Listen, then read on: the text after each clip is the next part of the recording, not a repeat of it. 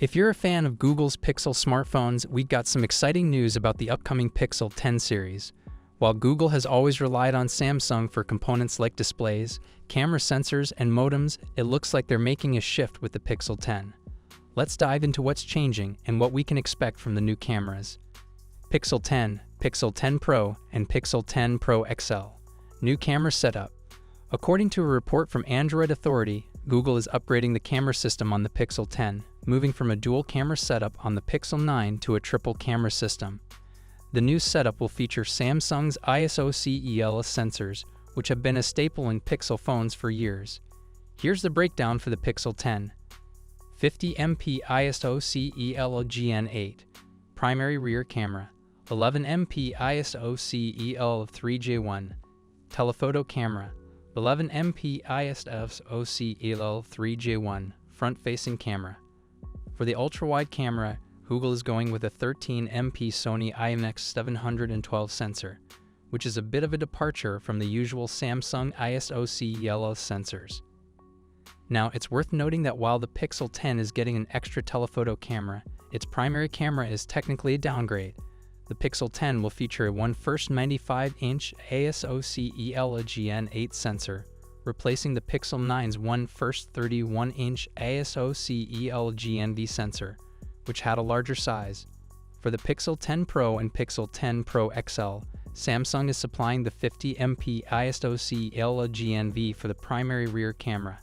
However, the ultra-wide, telephoto, and selfie cameras will be sourced from Sony, using 48MP Sony IMX858 sensors. Pixel 10 Pro Fold camera setup. There's also a foldable Pixel 10 Pro Fold in the works, and it's set to feature an impressive camera setup. Here's what we're expecting. 50MP ISO-CELS GN8, 1/95-inch primary camera, 12MP ISO-CELS 3J1, 1/3 2-inch ultra-wide camera, 12MP ISO-CELS 3J1, 1/3 2-inch telephoto camera, two 11MP ISO-CELS 3K1 selfie cameras, inner and outer screens. So while Google is shifting away from Samsung in terms of modems and chipset production, Samsung is still playing a big role in providing high-quality ISO-CELS sensors for the Pixel 10 series. That's all for today's update. What do you think about these new camera setups and the shift away from Samsung's modems and chipsets? Let me know in the comments below. If you're a Google Pixel fan, you're going to love what we've got for you today. We just gotten our first look at the upcoming Pixel 10, thanks to a leak from OnLeaks and Android headlines, and we've got some interesting details about the device, including its dimensions and design. The Pixel 10 is set to launch in August 2025, and based on the leaked CAD renders, it looks like it will feature a 6.3-inch display, keeping the same screen size as its predecessor, the Pixel 9. The device will also continue with a triple rear camera setup, which has become a signature feature for the Pixel series.